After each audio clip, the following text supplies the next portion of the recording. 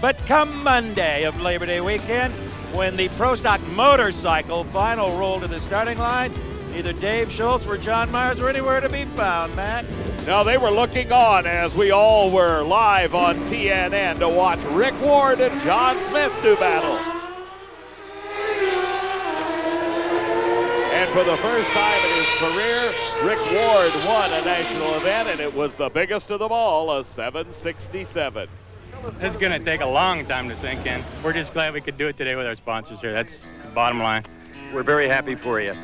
Thank you.